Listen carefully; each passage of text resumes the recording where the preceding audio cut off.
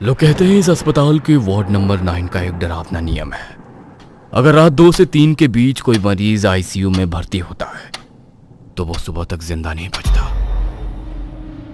कई डॉक्टर इसे महज एक संयोग कहकर नजरअंदाज कर देते हैं, लेकिन सच्चाई सिर्फ कुछ लोगों को ही पता है। इसीलिए उस समय तीसरी मंजिल के वार्ड नंबर 9 में कोई भी ड्यूटी करने की हिम्मत नहीं करता, क्योंकि ठीक 2 से 3 बजे के बीच वहां कुछ ऐसी अजीब घटनाएं घटती हैं जो इंसानी समझ और कल्पना से परे है।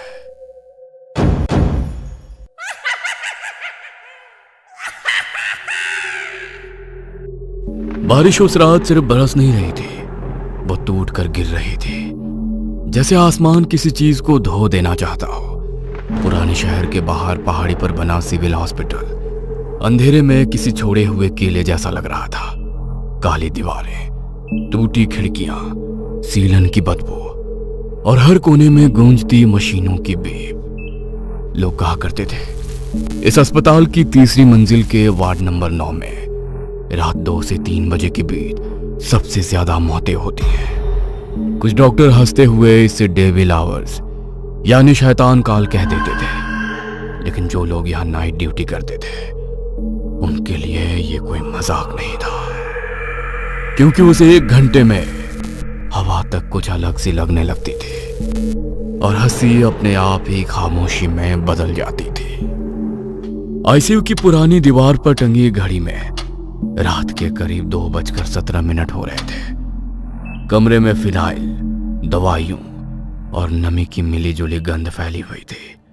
डॉक्टर आरब मेहता अपनी कुर्सी पर झुके बैठे थे। उम्र लगभग 27 साल। कुछ ही महीनों पहले उन्होंने रेसिडेंट डॉक्टर के तौर पर इस अस्पताल को ज्वाइन किया था। यह उनकी नाइट ड्यूटी का पहला हफ्ता था। लगातार 18 घंटे की शिफ्ट, आंखों में भारी नींद, टेबल पर ठंडी पड़ी चाय का कप। पास ही इंटर्न डॉक्टर नेहा कुर्सी पर ऊँघ रही थी। उम्र लगभग 25 साल। कमरे में सन्नाटा था, सिर्फ मॉनिटर की धीमी बीप बीप की आवाज गूंज रही थी। तभी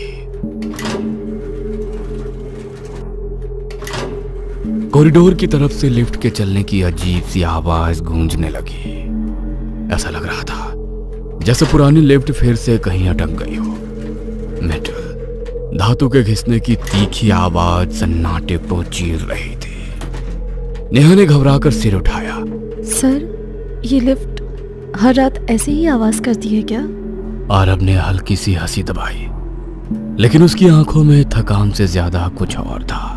हाँ, और अगर आवाज कुछ ज्यादा ही आए तो समझ लेना कोई ऊपर आ रहा है, या तो जिंदा या फिर। वो अपने भाग के पूरा भी नहीं कर पाया था कि उसी पल पूरे फ्लोर की लाइट चली गई। चारों तरफ घना अंधेरा छा गया। सिर्फ इमरजेंसी की लाल बत्ती टिमटिमा रही थी, जो दीवारों पर अजीब परछाइयां बना रही थी। और तभी धीरे घिसटते हुए कदमों की आवाज कॉरिडोर से आने लगी। हर कदम जैसे फर्श पर रगड़ खा रहे हो, धीमा लेकिन साफ। अंधेरे में एक परछाई दरवाजे के पास आकर रुकी। डॉक्टर, तैयार रहिए, केस आ रहा है। उसकी आवाज में ना कोई जल्दबाजी थी, ना कोई घबराहट, बस एक ठंडा सा ठहराव, जैसे उसे पहले से पता हो कि आगे क्या होने वाला है। दोनों ने मुड़कर देखा। लॉबी में हल्की नीली साड़ी पहने एक मौसी चुपचाप पोछा लगा रही थी। तभी नीचे से एक तेज चीख गूंजी। डॉक्टर, डॉक्टर, मेरा बच्चा, इसे बचा लो, इसे बचा लो। एक बूढ़ी औरत हाँफती हुई दौड़ती आई। उसकी गोद में सिर्फ 4 दिन का नवजात था। चेहरे पर आंसू, आंखों में डर, जैसे वक्त उनके हाथों से फिसल रहा हो। उसके पीछे उसका बेटा भी भागता हुआ आ रहा था, घबराया हुआ, बेबस, बस एक ही उम्मीद लेकर कि शायद अभी कुछ खत्म नहीं हुआ है। डॉक्टर आरब ने बच्चे को अपनी बाहों में लिया और उसका दिल एक पल को जैसे थम सा गया। बच्चा सांस नहीं ले रहा था, कोई रोने की आवाज नहीं, छाती बिल्कुल स्थिर। उसकी आंखें ऊपर की ओर जमी हुई थी।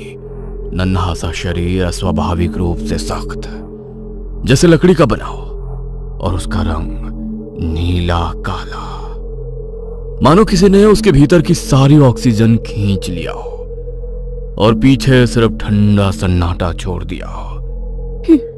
इस पर किसी का बुरा साया है। आज अमावस है, मैंने इसे बाहर जाने से मना किया था, पर मेरी सुनता कौन है। जरूर इस पर किसी शैतान का। अब बस भी करो माँ, डॉक्टर को उनका काम करने दो। उसकी आवाज टूट रही थी, जैसे हर शब्द के साथ उसका भरोसा भी बिखर रहा हो। नेहा के हाथ बुरी तरह कांपने लगे।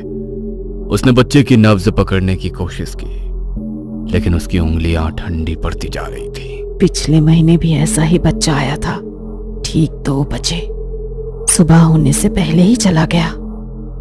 उसकी आवाज में डर नहीं था, बस एक अजीब सी आदत थी, जैसे ये कहानी वो पहले भी देख चुकी हो। आईसीयू की लाल इमरजेंसी लाइट फिर से टिमटिमाई। मॉनिटर की बीप एक पल को बंद हुई और फिर अचानक तेज हो गई। डॉक्टर आरब ने खुद को संभाला, आवाज में घबराहट दबाते हुए चिल्लाया, एनआईसीयू फटाफट। लेकिन जैसे ही उसने बच्चे को स्ट्रेचर पर रखा, उसे एक पल के लिए महसूस हुआ मानो किसी ने उसके कंधे के ठीक पीछे बहुत ठंडी सांस छोड़ी हो। बच्चे को तुरंत मॉनिटर से जोड़ा गया। स्क्रीन पर हरी रेखाएं कांपती हुई उभरी। Beep beep beep. Saturation 63%। Doctor Aarab का गला सूख गया। ऑक्सीजन बढ़ाओ। मास्क लगाया गया, फ्लो बढ़ाया गया, लेकिन स्क्रीन पर नंबर हिले भी नहीं। 63, 63, 63। जैसे मशीन भी हार मान चुकी हो। नेहा की आवाज कांप गई। सर ये क्या हो रहा है? रिस्पॉन्स क्यों नहीं आ रहा?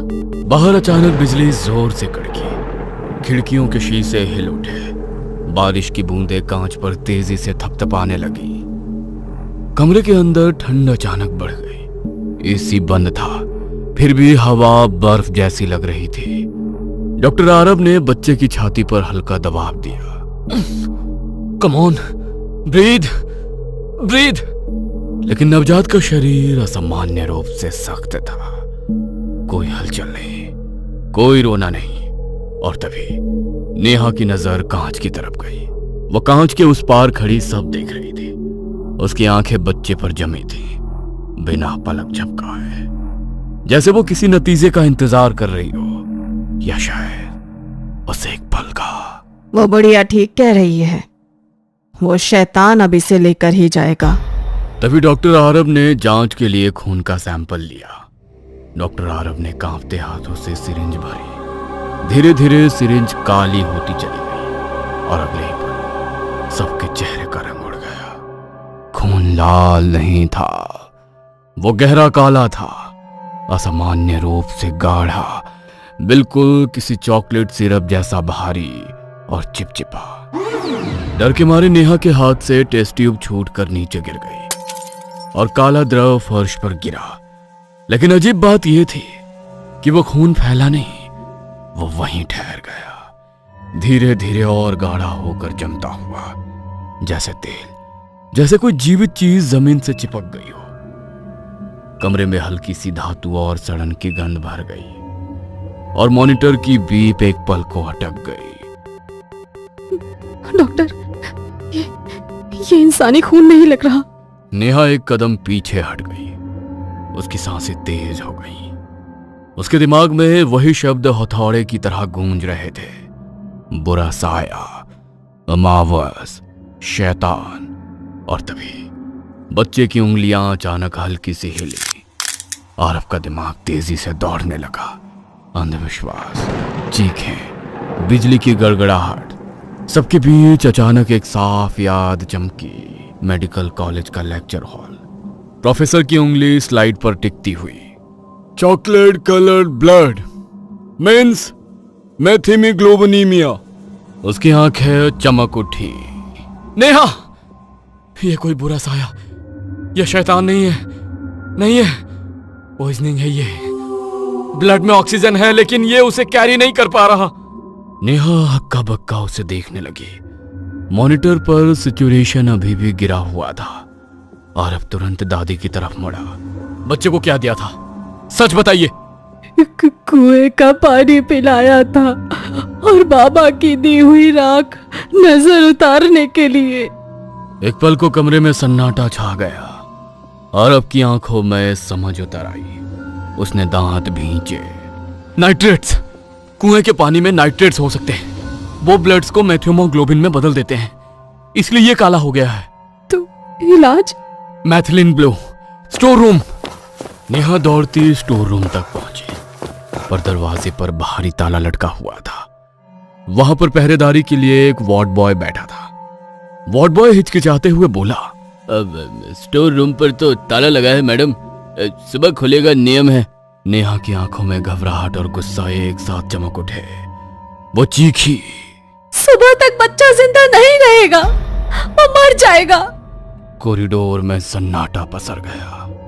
तभी पीछे से कमला की ठंडी सपाट आवाज गूंजी, मौत को रोका नहीं जाता डॉक्टर। उसके शब्दों में एक अजीब सी ठहराव भरी सच्चाई थी, जैसे वो पहले से जानती हो क्या होने वाला है, जैसे ये सब पहले भी हो चुका हो। तभी पीछे से डॉक्टर आरव आए और एक पल भी नहीं गवाया। उसकी नजर दीवार पर टंगे फायर एक्सटिंग्विशर पर पड़ी। अगले ही सेकंड उसने पूरी ताकत से दरवाजे पर वार किया। ताला टूटकर जमीन पर गिर पड़ा। अंदर अंधेरा था, धूल भरी शेल्फ, बिखरे बॉक्स, पुरानी दवाइयों की गंध। आरब बेतहाशा तलाश करने लगा। आखिरकार एक छोटी सी शीशी उसके हाथ में आई। Methylene blue. उसकी सांसें थम गई। वो शीशी को रोशनी में ले गया। नीचे लिखी तारीख देखी। बोतल एक्सपायर्ड हो चुकी थी 15 दिन पहले। कॉरिडोर में खड़ी कमला के होठों पर हल्की सी मुस्कान उभरी। रिस्क? नेहा की आवाज कांप रही थी। डॉक्टर आरब ने बिना पलक झपकाए जवाब दिया, करना पड़ेगा, वरना हम उसे अभी खो देंगे। एक पल के लिए सब कुछ शांत हो गया था। बाहर तेज बारिश की आवाज खिड़कियों से टकरा रही थी। कमरे में सिर्फ मॉनिटर की धीमी बीप बीप गूंज रही थी। डॉक्टर आरब ने एक्सपायर्ड एम्प्यूल को हाथ में कसकर पकड़ा और नेहा को सौंप दिया। नेहा के हाथ कांप रहे थे। डोज सही रखो, आरब फुसफुसाया और नेहा ने इंजेक्शन धीरे धीरे नसों में उतारा।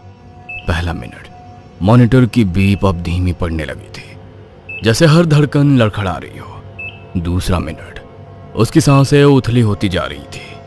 छाती मुश्किल से उठ गिर रही थी। नेहा की आंखों में आंसू भर आए, पर वो खुद को संभाले खड़ी रही। तीसरा मिनट, पूरा कमरा सन्नाटे में डूब गया। सिर्फ बाहर गिरती बारिश की आवाज और मशीन की टूटती सी बिखरती हुई बीप, जो हर पल और कमजोर होती जा रही थी। तभी नेहा का ध्यान दरवाजे पर गया। कमला दरवाजे पर खड़ी थी। उसके होठों पर वही रहस्यमयी हल्की मुस्कान थी। अब मॉनिटर पर नंबर गिरने लगे। 40, 38, 35। नेहा की सांस रुक सी गई और फिर अचानक 40, 45, 50, 60, 70। आरब ने स्क्रीन पर नजरें गड़ा दी। 1 सेकंड 75, 2 सेकंड 85, अचानक 95।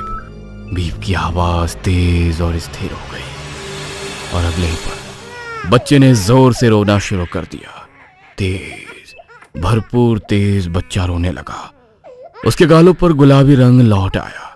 सांसें मजबूत हो गईं और नेहा वहीं बैठकर फूट फूट कर रो पड़ी। उसके हाथ कांप रहे थे, पर इस बार राहत से। डॉक्टर आरब ने गहरी सांस ली, जैसे मौत के दरवाजे से वापस लौट आया हो। सुबह के 5 बज चुके थे। नेहा की नजर दरवाजे पर पड़ी। बारिश रुक चुकी थी। अस्पताल की खिड़कियों से हल्की फीकी धूप अंदर घुस रही थी। कॉरिडोर में रात की थकान अभी भी पसरी हुई थी। नेहा पूरी रात नहीं सोई थी। उसकी आंखों के नीचे काले घेरे उभर आए थे। सर, कमला मैम कहाँ गई? पास में खड़े वार्ड बॉय ने फाइल से नजर उठाई। उसके चेहरे पर उलझन उभरी। कौन कमला? नेहा की भौहें सिकुड़ गईं। अरे, नाइट नर्स दरवाजे पर खड़ी थी, पूरी रात वही तो थी। वार्ड बॉय कुछ पल उसे घूरता रहा। उसके चेहरे का रंग धीरे धीरे उड़ने लगा। उसने चारों तरफ देखा, फिर धीमी आवाज में कहा, अरे मैडम, यहाँ कोई नाइट नर्स कमला नहीं है। नेहा का दिल जोर से धड़का। क्या मतलब? मैं उनसे बात कर रही थी, उन्होंने ही कहा था मौत को रोका नहीं जा सकता। वार्ड बॉय के हाथ से फाइल फिसल कर नीचे गिर गई। उसने कांपती आवाज में कहा, कमला सिस्टर 2 साल पहले मर गई थी।